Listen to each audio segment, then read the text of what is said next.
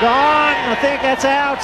Yes, unfortunately, Matthew Elliott stands has gone for a duck. That's beautiful bowling. It seemed to hit the thigh pad on the way through. That'll be a good one to look at and replay with the slow-mo. That's a big breakthrough for the West Indies. Well, Curtly Ambrose certainly has been bowling very well, keeping the ball up to the bat. But let's see exactly what this hit. Matthew Elliott didn't seem too impressed with the decision. Perhaps just brushing the shirt on the way through, but it was very close. And Matthew Elliott has failed in his first test match for Australia after making so many runs previously. West Indies have struck. It's 1 down for 4. Oh, that one gets away. This is a great start by the West Indies. This is what you expect at test level. That's 4. It's 1 for 8. Courtney Walsh is off, being replaced by Kenny Benjamin. That's a good shot. He's hit it well enough. That's way back, well over Curtly Ambrose's head. That was timed beautifully. Oh, this is a beautiful shot. We know he plays this hook shot well. This is the first really short one he's got, and he was onto it very quickly indeed. And the man down at fine leg Ambrose stood there and just watched it, kept going and going way over the top of his head. Beautiful timing. Ambrose is on the fence. You watch his reaction here. He just watches it and then just keeps watching it. And Kenny Benjamin's the bowler.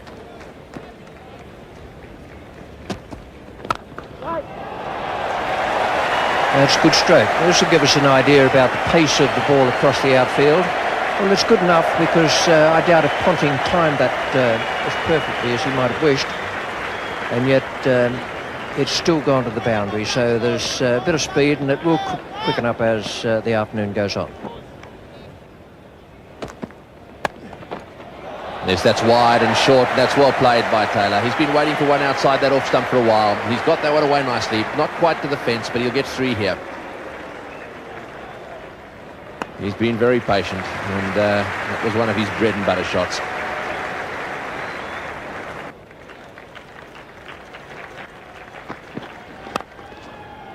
And he's hit it past him, so that's a half century to Ricky Ponting. He'll be very happy about that. He weathered the storm early on, and he's now got himself to 50.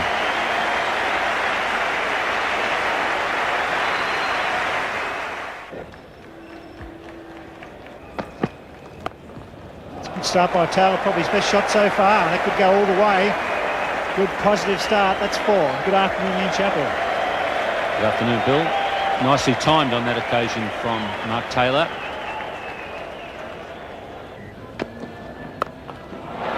Cracking stroke. I reckon on the replay that will be not far away from the perfect pull, so that he's rolled his wrists on it and played it down pretty much into the ground.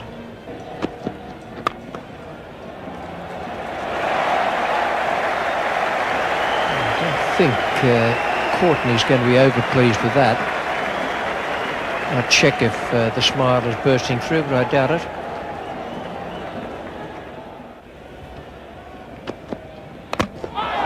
Gone. Played on.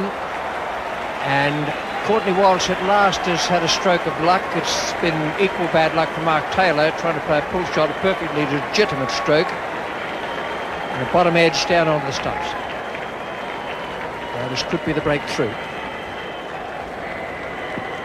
Well, the West Indies will be saying, well, at least they are due some luck. That ball was pulled from outside the off stump, getting the under edge onto the stumps. A bit of bad luck there for Mark Taylor, but persistence there for Courtney Walsh. Ricky Ponting carrying the Australian flag, and with him Mark Waugh. And straight to mid-on. Courtney Walsh is there. So Kenny Benjamin has at last got a reward for a very good spell. It looked as though that one may have hit somewhere down near the bottom of the bat. It certainly wasn't going at full power. Yes, and I think the 2 men down in the deep on the backward square position tried to entice Ponting to pull it through mid-wicket. Excellent piece of bowling. It moved away off the pitch. That's what did him. He had to whip it from wide outside the off stump straight to Walsh. The end of a very good innings from Ricky Ponting, out for 88, but excellent bowling by Benjamin. So it's 3 for 146. Ambrose again. Oh, that's a beautiful shot.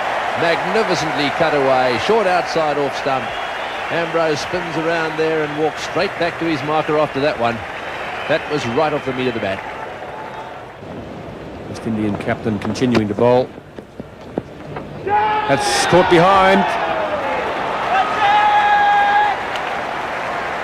Mark Waugh is the batsman out. We've seen him out that way a number of times in his Test career. Rather loose delivery going down the leg side. Mark Waugh trying to whip it away. Only managed to deflect it as far as Courtney Brown down the leg side. Just off the bat there. An athletic catch there by the West Indian wicketkeeper. His footwork is nowhere near as good as some I've seen, but he's very acrobatic. He covers a lot of ground there, and the West Indian captain is pretty happy with that wicket. So Mark Waugh out for 38, and that makes Australia 4 for 196.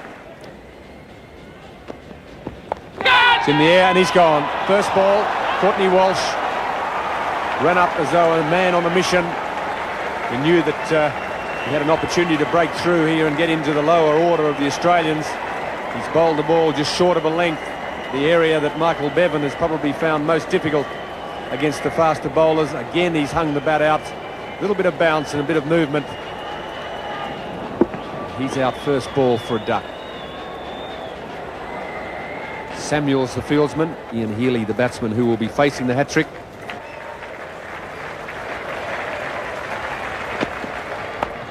And Ian Healy prevents it happening and gets off the mark. It's well driven by Healy. The last ball of the over could go all the way.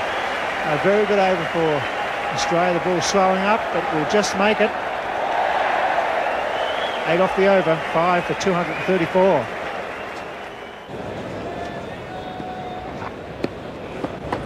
Yeah. That brings up the 50 partnership and it's going to go for 4.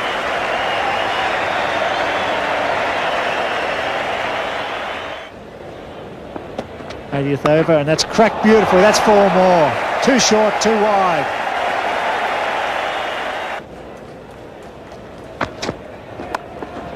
That's a good start, and that's what batsmen do like, a widest delivery with the new ball. He cracks that away for 4. Beautifully played, right over the top of that ball, Healy. This is a superb knock.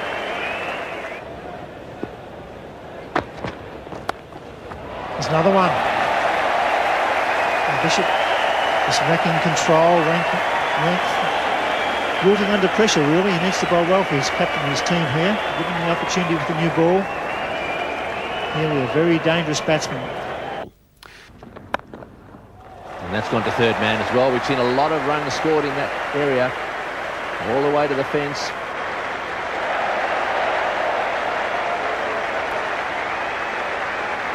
Healy got that one away. So Ian Healy has got another 50 in Test match cricket. We'll keep a close watch here on Ambrose bowling his second over. Oh, that's well bowled. A little bit of swing there. He's got that one on target. And back he comes for the second. And so that's Steve Waugh's 50. That's well played by Stephen Waugh. He's having a great time against the West Indies.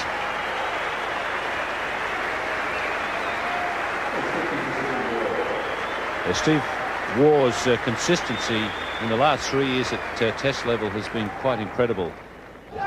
Safely away again, and quite deliberate. No doubt about that. And Walsh may be shaking his head, but if he bowls it short outside the off stump, there's every chance Waugh will put it away. And he's got one, yes, finally the change of angle gets the wicket.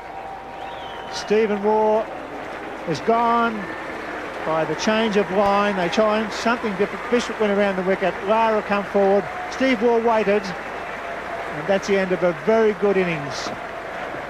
Let's have a look at this. Stephen Waugh waited because he didn't think it quite carried. It was quite low to the ground. And that's Lara coming forward there. And I think he wouldn't have reacted like that had it not carried to him.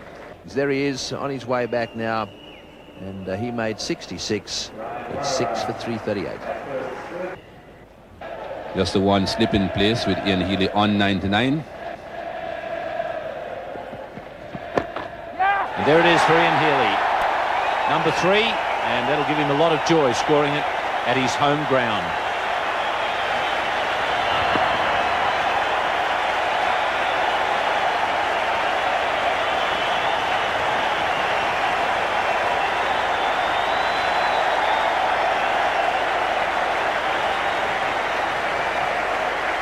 Always very good to do well on your home ground. The entire Australian team and the spectators around the ground appreciating Ian Healy's effort. That has been a very good knock.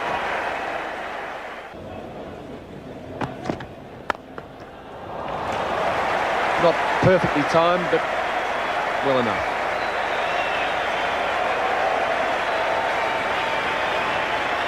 We'll soon know if he intends to go at it absolutely flat out again. That was a real wind-up from Ian Healy. And a flat bat away straight down the ground. Again, over the top this time. The top spin working well again. So a good over for the Australians and Ian Healy, 6 for 404. In the air, gone. Fairly straightforward caught and bowled chance to Courtney Walsh. He takes his 4th wicket of the innings, the 7th of the Australian innings to fall. Ball rifle. Very disappointed with that. He's obviously enjoying his time out there and the partnership. You won't see many more casual shots than that. It wasn't a change of pace, it was just Walsh loosening up. And rifle has just pushed it straight back to him, off a reasonably thick inside part of the bat. 7 for 407. In the air, and it's going to go way over Ambrose's head and down to the fence for 4. Well, I don't know whether they specifically put him 20 metres in from the fence on purpose, but that shot takes Ian Healy to 133, the highest score by an Australian wicketkeeper. As he took him on, he hit it as clean as a whistle. Ambrose was quite deep, but not deep enough. We're going to watch Walsh continuing now. He's hit pretty well. Right off the middle of the bat. In fact, he's cleared the rope. Got a very good piece of that one, Shane Warne, and hits 6 off Courtney Walsh. Well, Shane Warne has stood his ground to these fast bowlers for sure. Hooper bowling on the leg stump line. There's the 150 for Ian Healy, plus a few bonuses. That's very well played.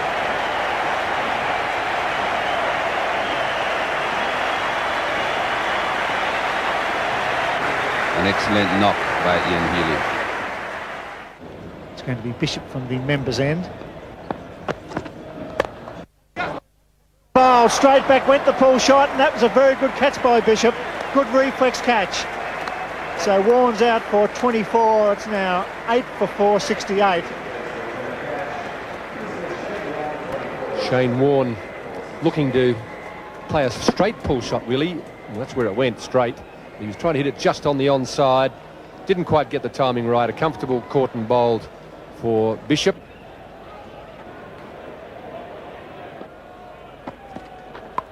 He's got that high. There's a man down there, should catch it. Yeah, straight down the throat. A deep fine there, Kenny Benjamin. That was well caught. In the field a long time, and straight to him. And another wicket for Bishop. Well, a reasonably easy wicket there for Ian Bishop. As I say, I think the instructions were sent with Kasprowicz when he went out there that we haven't got time to muck around. If you're going to get some, get them quickly. Well, unfortunately for him, he didn't pick the gap. Hold out straight down Kenny Benjamin's throat. So Kasprowicz, a quick fire 6 in his first test innings. Got him. So that's it. Bowled out for 479. Australia, very good comeback. They were 1 for 4. 5 for 196, and a very good recovery, a very good target that set the West Indies in the first Test match.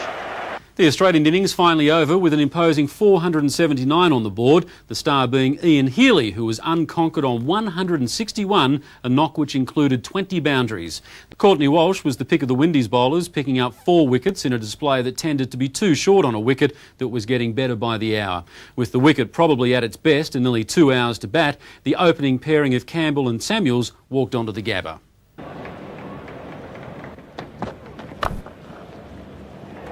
good stroke for 4.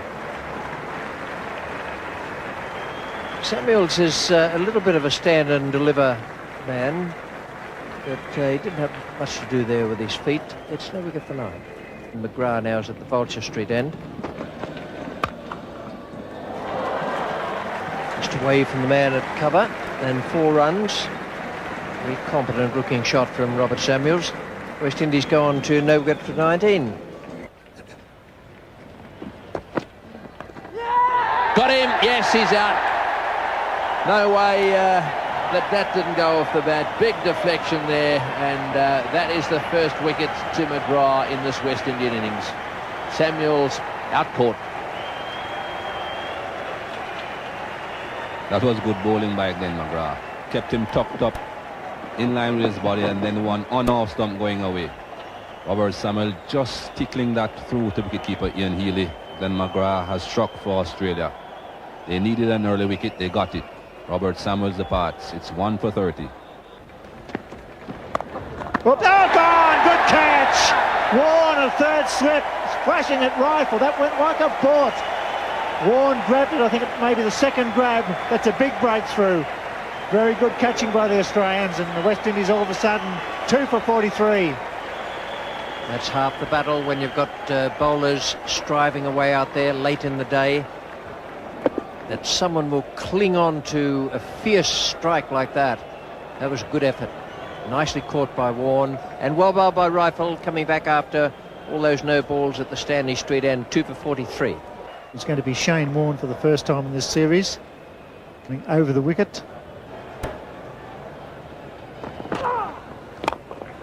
Well, that's well played. He tossed that one up. It's hit down the ground beautifully by Lara. Running away down towards the fence, and it'll just get there. And that's the 50 for the West Indies.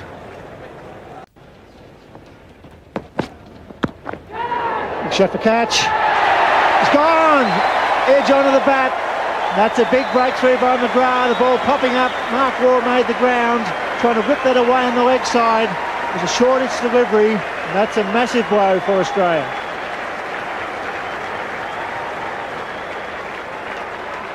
Well, that certainly is the wicket that the Australians would have wanted. Inside edge onto the thigh pad, and a good catch. McGrath has struck again for Australia. Bit of movement off the seam. Brian Lara goes. It's 3 for 77. Shane Warne continuing now. Oh, and that's just missed the off stump. Well, it hit the bat, spun back, and it went straight past the stump. He tried to actually drag it away. Did he touch it?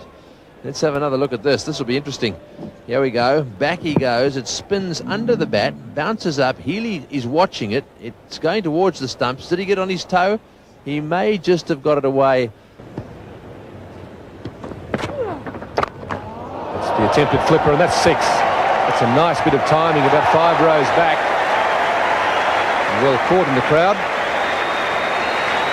Probably about 20 metres too deep, as far as Shane Warne was concerned, but the attempted flipper, Hooper onto it very quickly. He tends to look for the ball that's short from Shane Warne. He didn't only look for that one, but he found it.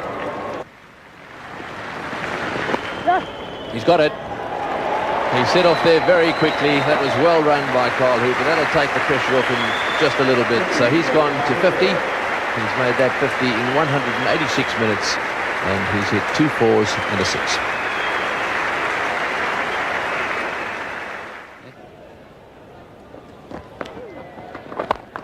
That's banged away, just off the fraction short.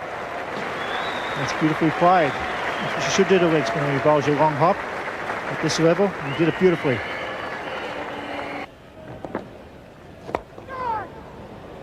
Just out of the reach of the man at mid-on. I suspect on the replay we'll see that just about beat him in the flight. Didn't quite strand him, and he had enough common sense to go through with a stroke. It's 3 for 190. Chandler Paul, we were talking about Chandler Paul being able to change his shots in the middle. Here again we see him not quite getting to the pitch, but just stretching to clear the man at mid-on. 479 the Australians. Paul Rifle to bowl. Shipnarayan Chanderpaul taking strike. He's on 48. And that'll give him his half century. McGrath, the fielder, and nice time to hand over to Ian Chappell and Tony Green. Thank you very much, Richie. 9th half-century in Test cricket for Shivnarine Chanderpaul, yet to convert one of those into 100.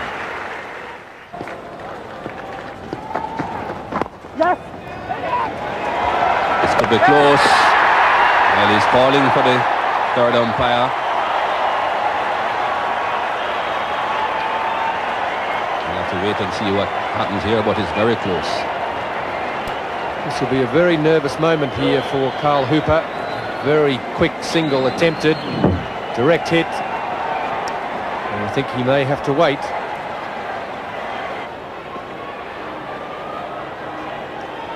Then McGrath, the fielder. And that's great relief. An elated Carl Hooper. That was very, very close indeed. Very close. Well, he has made it. His 6th Test century, Carl Hooper. His first against Australia.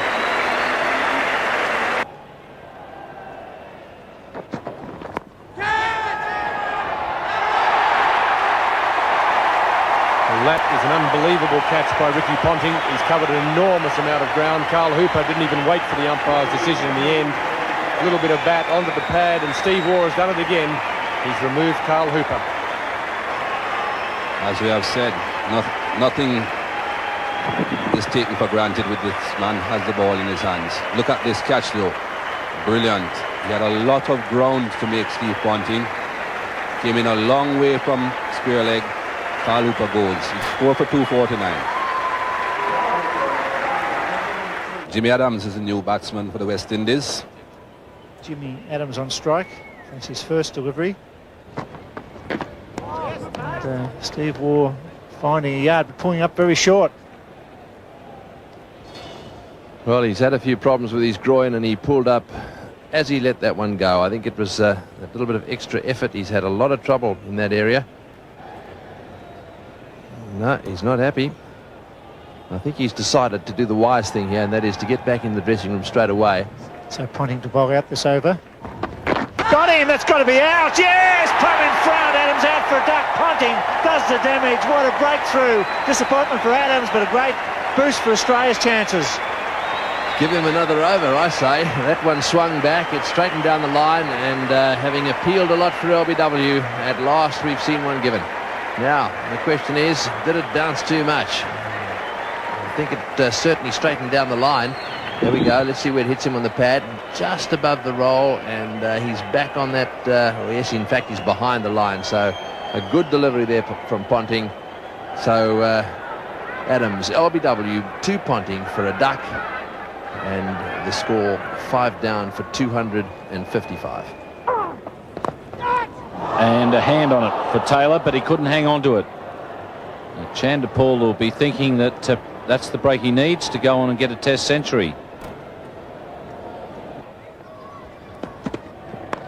And this time he's taken, so Chanderpaul can't get past the 82. Paul Rifle continues that reputation of his for bowling well to left-handers. This was beautifully bowled. Lovely piece of cricket. Just followed on Shane Warne dragging Shivnarine Chanderpaul away on the offside. Now Rifle has done it. That ball slants away and away and away. And then the outside edge straight into the safe hands of Mark Waugh. That was very, very good cricket. 6 for 267.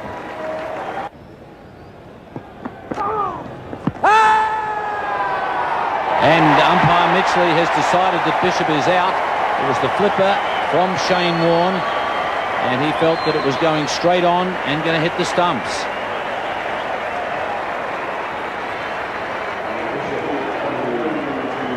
Flipper from Warne, pitches well in front of Bishop, and in fact he may well have decided that Bishop wasn't playing a shot, and I think he's probably pretty right there. So Shane Warne has picked up Ian Bishop.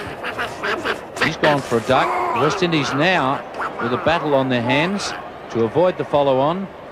They're on 7 for 268 here at the Gabba. Back here at the Gabba, and the batsman has walked. He's got an outside edge. That's beautifully bowled again. Classic medium fast bowling from Paul Rifle. First of all, he's got Shivnarine Chandapur with one that went across the left-hander, and then he's produced the perfect late swinger, and that has accounted for Courtney Brown. Yes, he really went reaching after that one, Courtney Brown, and he didn't even bother to look at umpire Randall. He was off, knowing that he'd presented an easy catch to Ian Healy. So the West Indies really with the stumbles now at 8 for 268. That was the flipper, and he's got it into the gap. Bevan very fast, but not fast enough on this occasion. So they now need 7 to avoid the follow-on. And this time he goes over the top and hits it pretty well. Benjamin's not going to hang around and trying to erase this deficit. That's good cricket. Warren running through the tail enders, and he used the flipper to good effect on that occasion. There's the flipper again. There's a run there if they want it, and he's been given out by umpire Mitchley after quite a long delay. Ambrose was starting to run, so once again the flipper is causing these tail enders some real problems. It's not a ball they see very often, and it's zipped straight up, straight on. It's 9 for 277. Curtly Ambrose, who's been standing at the other end watching all this mayhem, now has the opportunity to try and hit the 3 runs that the West Indies need. And he has, and he's caught. Caught it mid-on. A good catch there taken by Jason Gillespie. So the West Indies have failed to avoid the follow-on. Paul Rifle doing a terrific job there for Australia, and he gets rid of Curtly Ambrose. The partnership between Hooper and Chandapur of 172 and their individual efforts, the only highlight in a very dismal batting display by the visitors. From the time Hooper was dismissed, the West Indians lost an incredible 7 for 28 from just 74 deliveries to miss the follow-on target by a meagre 3 runs. All the bowlers did their bit, with Paul Rifle picking up 4 wickets, McGrath, Warne, Steve Waugh and Ricky Ponting claiming Jimmy Adams as his first Test wicket, all helping out with the ball. Steve Waugh's groin injury certainly was proving to be a worry. The follow-on wasn't enforced, and the Aussies, having to face 6 overs before stumps, got through okay, with the Aussie openers returning to the centre on day 4 with a lead of 210. Well, it hooks it away beautifully. That's his strength. And they got short of the pull and hooked well, and that's a very good start there for Matthew Elliott. The first time he's produced that at Test level. Superb stroke. Yes, that is a lovely shot. This is the most positive shot of the morning, and lovely executed hook shot. Just watch this. In fact, he pulled it away from just outside off stump. Gone again. This is better. This could almost go for 6. One bounce over the rope. That's a better shot. It was quicker. He's beautifully into position. Smashed it away. What a shot.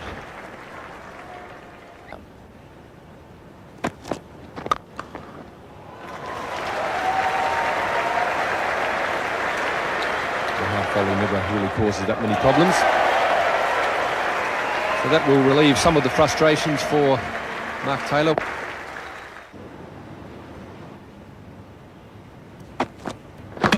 Bowled him. Full delivery. Ian Bishop getting just a little bit of swing back into the left-hander. Matthew Elliott trying to force it away on the onside. Trying to force the pace, and that's the frustration that has built up on the Australians this morning. The West Indians have kept it tight between bat and pad and into the leg stump. Now that is very reminiscent of Elliott's dismissal in Hobart. And Bishop has done it again. Quite interesting that, because he slipped it back inside bat and pad. It's 1 for 55. High score of 96, which came in his first Test match innings. Kenny Benjamin replaces his captain. And that one's pulled away nicely. He's got that one off the middle of the bat. It's running down towards the fence, and it's gone for 4. Ricky Ponting plays that shot very well too. That's a good shot. He's got onto that one. He's been trying to get that shot away for a while.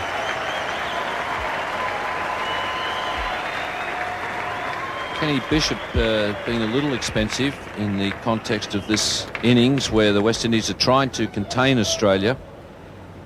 So the plan should be to keep them up from around the wicket.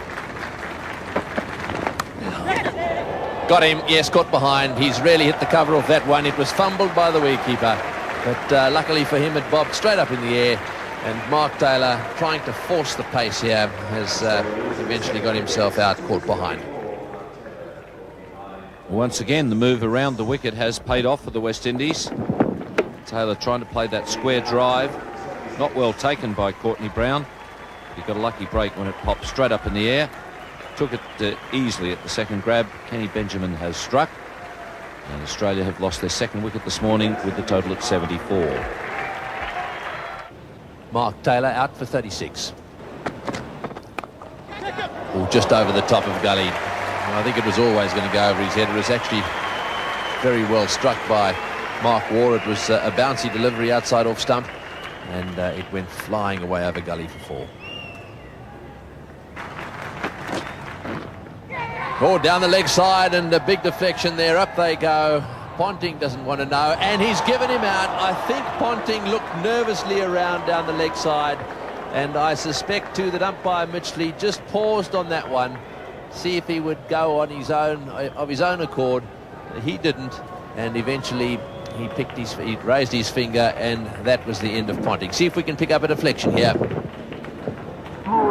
Yes, there was certainly a deflection, and Courtney Brown got a good look at it because Ponting was playing outside of his pads. So Courtney Brown, once he got the finger up, gives it the pump of the old right hand. So Ricky Ponting has gone. The Australians have lost 3 wickets in this session. Oh, and he's hit that one beautifully. Well, that's the first one he's really struck, and he would have enjoyed that one no end. There's been a fair bit of discussion about the ability of Michael Bevan to handle the short pitch bowling, and I can tell you what, she enjoyed it as well. But he sometimes gets squared up and is playing with an open-face bat. It's in the air. This is going to be out. He's got him. Yes, he's gone straight into the gap down there, and it's been very nicely taken. Well, Ambrose, as we thought, was not going to give it up there, and he had a go at that one. It hit the top edge of the bat and went spooning up in the air, and a good catch made down at backward square leg. Well, that's a pretty disappointed Bevan. Griffith, the man who did the catching down there, you could see him duck his head down, take his eye right off the ball as that one went up. And actually, at the end of the day, the substitute fieldsman Griffith took a very good catch. Michael Bevan, and it's 4 for 137.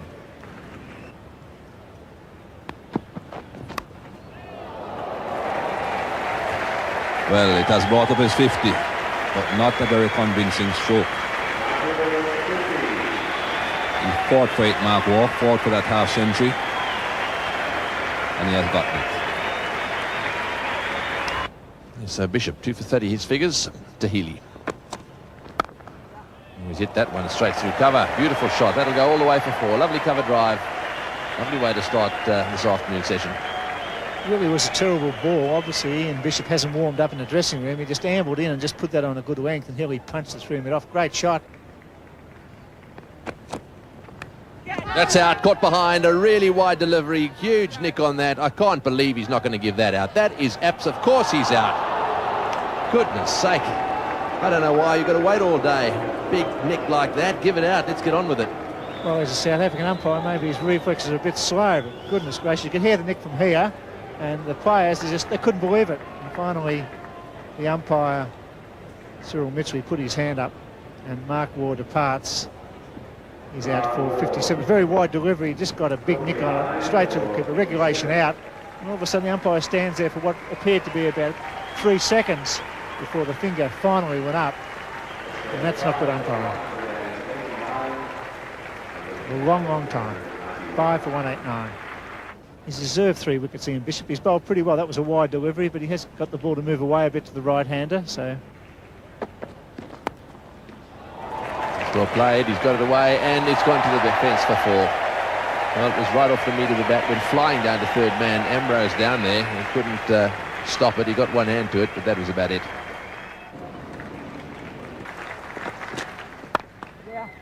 That's a good shot too, beautifully driven through the offside. That'll go all the way as well. Ambrose was at mid-off. He took 2 yards to his left and gave it away. This will help Mark Taylor make up his mind. He's doing a great job, Healy.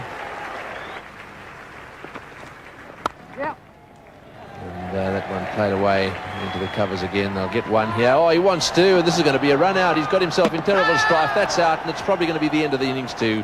That was silly running by Rifle. Yes, and it looks as if Mark Taylor's going to bring them in. Yes, he's trying to get the attention of Ian Healy. I think Healy's about to spot him. He has, and he's now heading off the ground. Well, Mark Taylor called a close to the Australian innings 20 minutes after tea, with Mark Waugh top scoring with 57. Mark Taylor got 36, with the bowlers unable to find a way to dislodge Ian Healy in either innings. He got 45 quick runs for the total. Ian Bishop picked up 3 wickets in a generally lacklustre bowling performance as the Windies tried to slow down the over rate. So a history-making target of 420 runs to win in a day and a bit for the West Indies off a minimum of 119 overs. Shot. That's beautifully played. Nothing too flamboyant about it. He just helped her on its way.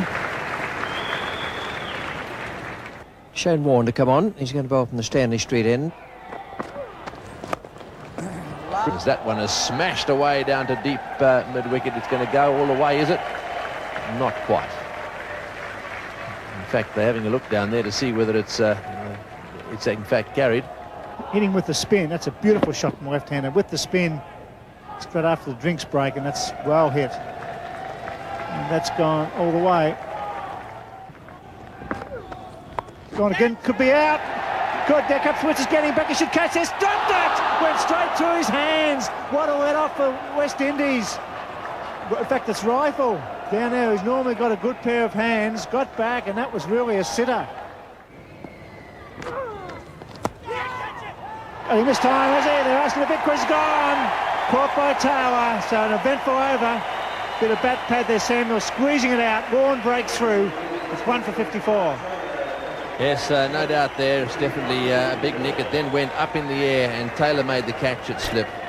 Just have another look at this now. You'll see the ball here. I think he comes in, hits his pad, and then it hits the shoulder of the bat. Up she goes, and Taylor makes the catch. A considered decision there by umpire Randall. Up goes his finger, and so that's the end of Samuel's. Caught at slip for 29, and the Australians are now, the West Indians are now 1 for 54. Oh, how was that? What a ripper. Like Garfield said, was he got that big back lift going, and he slashed that away forward a point. Superb stroke.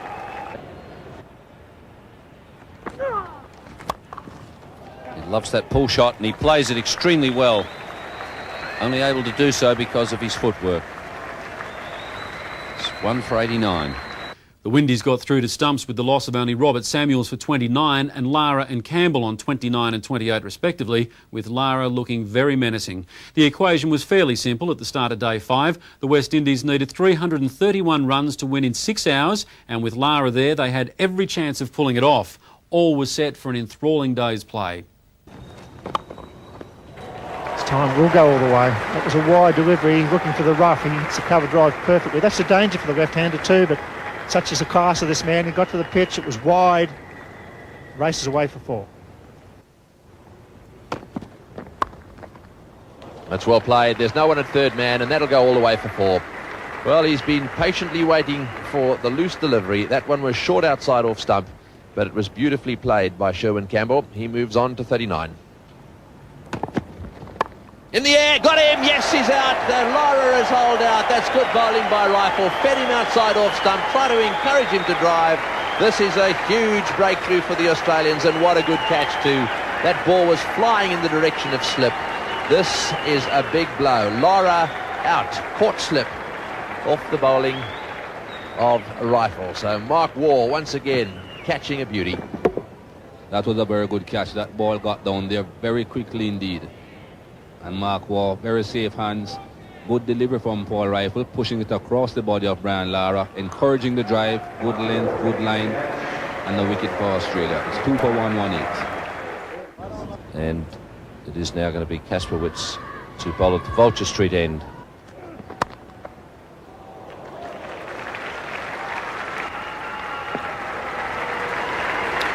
That brings up to 50 for Sherwin Campbell. He's played 20 test matches. This is his 7th 50. He has 1 century to his name. Michael Bevan will get a chance to bowl a few overs of left arm wrist spin. In the air, full toss first up. Carl Hooper's prone to hit the ball in the air and has often played some loose shots to be dismissed in test cricket, but this time he picks the gap.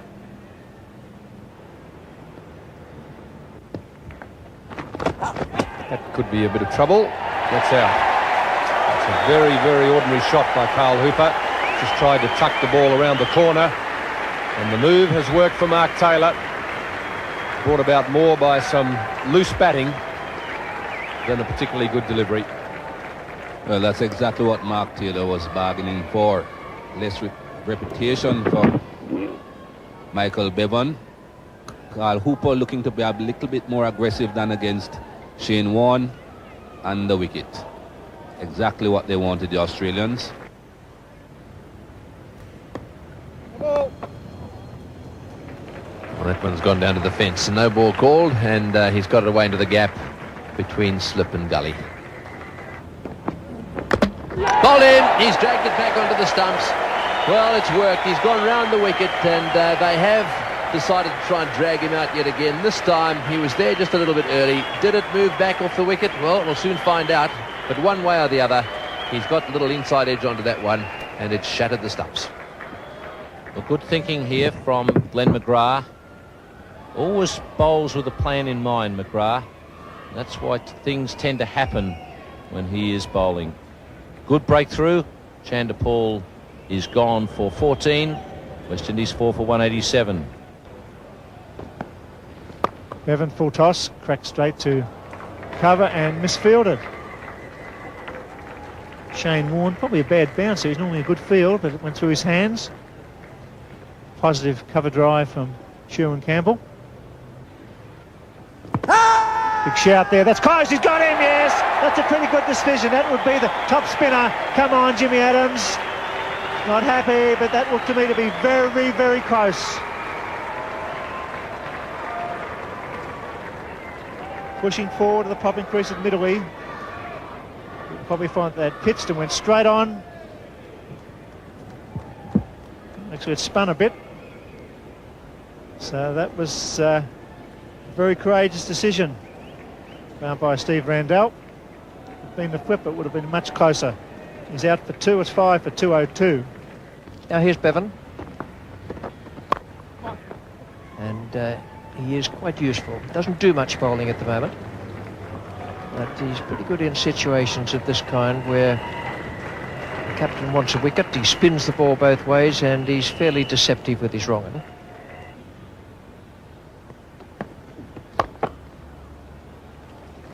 And that will be 4. There's 12 came from that over. That might hasten the new ball along. It's 5 for 231. Rifle has the newie.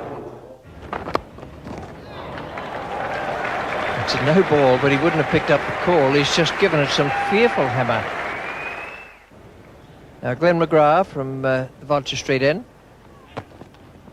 That's problems for the West Indies. That's a loose stroke. It's well bowled by McGrath because he got it up to a position where the batsman couldn't possibly control it. No way in the world Courtney Brown could have controlled that stroke. There's every chance it would have skewed away off an edge. In fact, it went from edge or glove straight into Healy's hands. Well, for the West Indies to win, they need a further 178.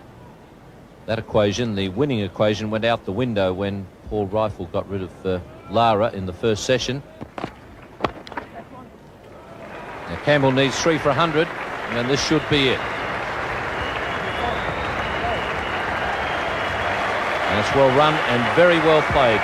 Sherwin Campbell with his second Test 100 first against Australia, and that goes with his 208 that he made against New Zealand. Tremendous knock. Well, I think Ian Bishop, who's on strike at the moment, could do his team a favour if he can take most of the bowling in the next 6 minutes. He's played that shot beautifully. Played it like a former opening batsman. Oh, and that one's even better. Magnificent shot from Ian Bishop.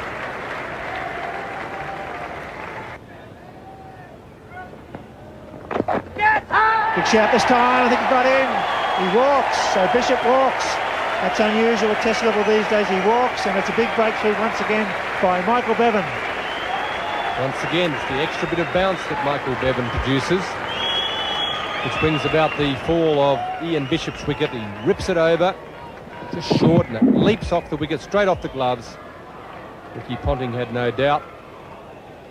All those close to the wicket, even umpire Cyril Mitchley was happy. I think he didn't have to bother putting his finger up.